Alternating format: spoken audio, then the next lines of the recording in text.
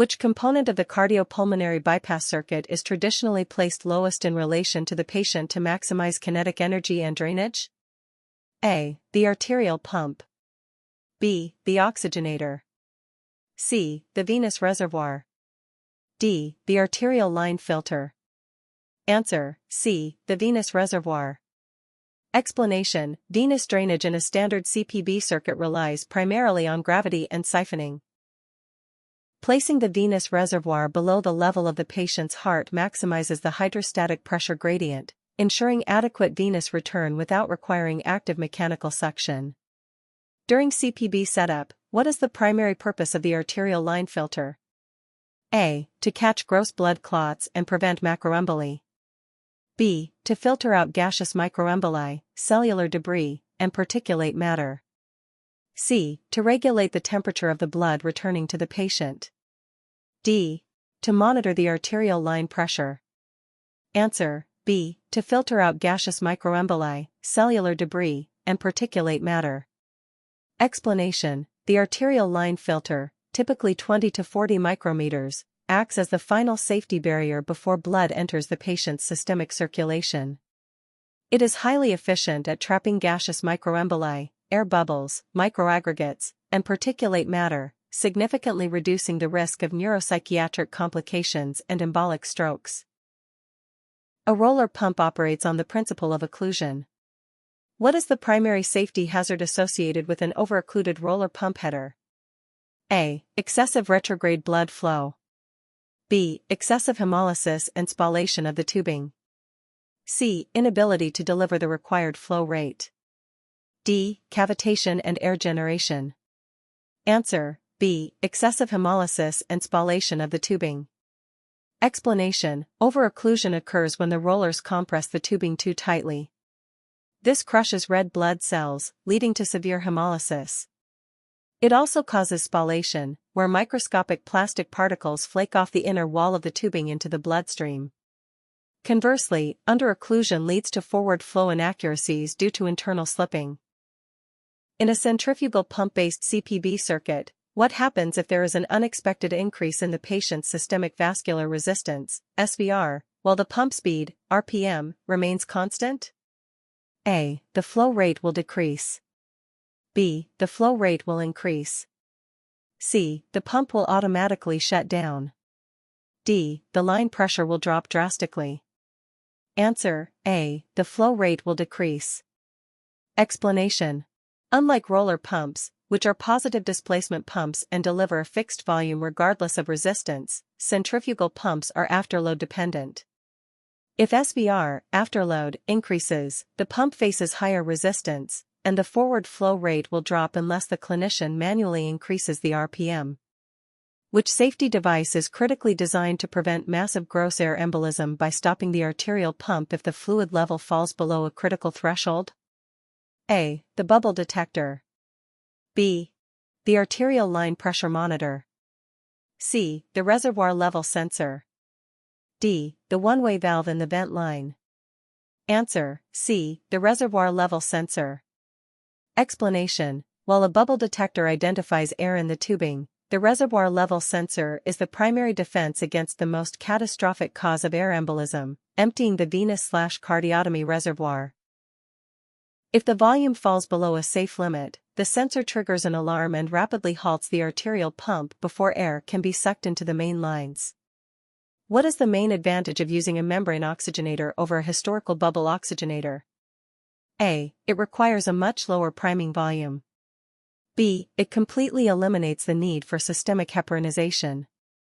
C. It prevents direct blood-gas contact, reducing blood element trauma. D. It allows for faster cooling and rewarming phases. Answer: C. It prevents direct blood-gas contact, reducing blood element trauma. Explanation: modern membrane oxygenators separate the blood and gas phases via a microporous membrane. Historical bubble oxygenators mixed gas directly into the blood, causing severe trauma to platelets and red blood cells, activating the inflammatory cascade, and increasing the microemboli burden. During CPB initiation, a sudden, severe spike in the arterial line pressure gauge, e.g., greater than 300 mm of mercury, is most indicative of which immediate safety crisis? A. A kink or clamping of the venous line. B. A aortic dissection or a clamped/kinked arterial line. C. A severe systemic vasodilation. D. A massive air bubble in the oxygenator. Answer: B. A aortic dissection or a clamped/kinked arterial line. Explanation: the arterial line pressure monitors the resistance between the pump head and the patient's aorta. A rapid, extreme spike indicates an obstruction to forward flow, most commonly an overlooked clamp on the arterial line, a kinked cannula, or a catastrophic aortic dissection where the cannula is malpositioned in the false lumen.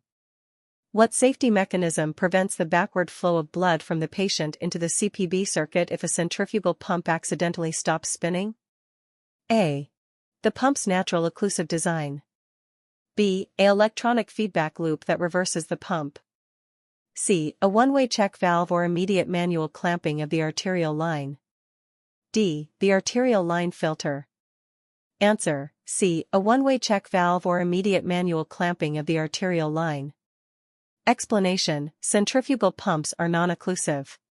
If the pump stops spinning due to power failure or a decoupled magnet, gravity and the patient's own blood pressure will cause blood to rush backward through the circuit into the reservoir, potentially exsanguinating the patient.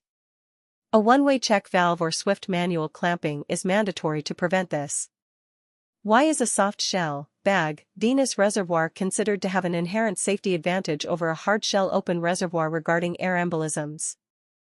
A. It has an integrated cardiotomy filter.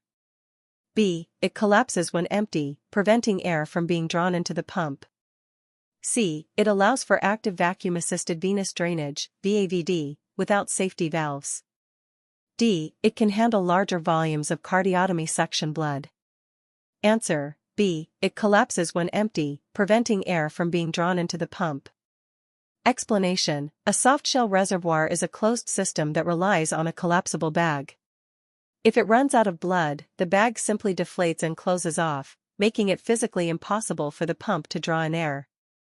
A hardshell reservoir is rigid and open to the atmosphere. If it empties, the pump will easily draw room air into the circuit. During vacuum-assisted venous drainage, VAVD, what safety component must be integrated into the hardshell reservoir to prevent catastrophic positive or negative pressure buildup? A. An ultrasonic flow probe.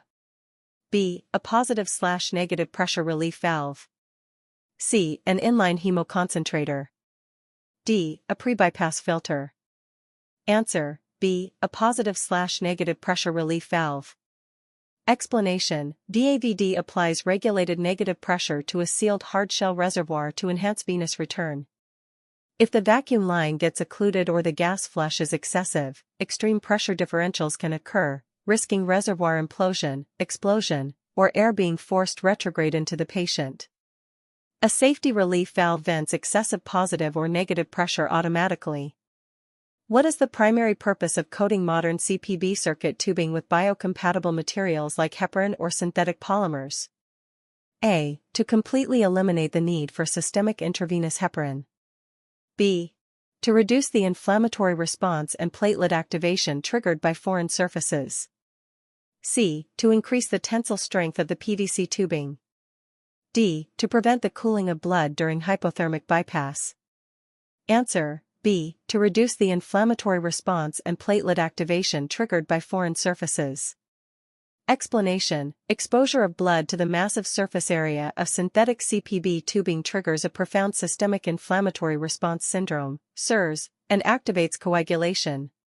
Biocompatible coatings mimic the natural endothelial lining, mitigating platelet consumption, complement activation, and thromboembolic risks, though systemic heparin is still required. What is the dangerous consequence of a significant water-to-blood pressure gradient mismatch inside the CPB heat exchanger? A. The blood will instantly boil. B. Water can leak across a defect into the blood phase, causing systemic contamination or hemolysis. C. The oxygenator will lose its gas exchange capabilities. D. The patient will experience sudden profound hypothermia. Answer: B. Water can leak across a defect into the blood phase, causing systemic contamination or hemolysis. Explanation: in a heat exchanger, blood and water flow in separate channels. To ensure safety in the event of a microscopic structural defect, the blood phase pressure must always be kept higher than the water phase pressure. If the water pressure is higher, non-sterile water can leak into the blood, causing massive hemolysis and bacterial contamination. Which loop/line in the CPB setup allows the perfusionist to safely redirect blood from the arterial line back into the venous reservoir during priming or troubleshooting? A. The purge line. B. The recirculation line. C. The cardioplegia delivery line. D. The suck and vent line. Answer: B. The recirculation line. Explanation: the recirculation line shunts blood from the high-pressure arterial side back to the low-pressure venous reservoir. It is crucial during the setup phase to clear air bubbles, priming, and to keep blood moving through the oxygenator safely if the main arterial flow to the patient must be temporarily paused. What is the primary role of the cardiotomy reservoir within the CPB circuit? A. To store clean arterialized blood before it goes to the patient. B. To collect, filter, and defoam blood suctioned from the surgical field. C. To mix the cardioplegia solution. D. To serve as an emergency backup pump chamber. Answer: B. To collect, filter, and defoam blood suctioned from the surgical field. Explanation: blood suctioned directly from the open chest cavity contains bone fragments, fat droplets, tissue debris, and air bubbles. The cardiotomy reservoir filters out these macroaggregates and utilizes defoaming sponges to clear the air before this blood is safely reintroduced into the main systemic venous reservoir. Before initiating CPB, a pre-bypass filter is temporarily included in the circuit setup. When and why is it removed? A. It is kept throughout the entire case to catch blood clots. B. It is removed after priming and right before patient connection because it would destroy cellular blood components. C. It is removed during deep hypothermic circulatory arrest to prevent freezing. D. It is never removed, it is another name for the arterial line filter. Answer: B. It is removed after priming and right before patient connection because it would destroy cellular blood components.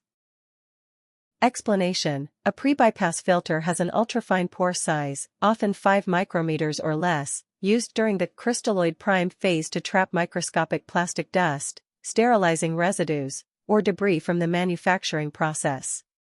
Because its pores are so small, it would cause massive, catastrophic hemolysis if patient blood were run through it. Therefore, it is always bypassed or removed before the patient is hooked up to the circuit.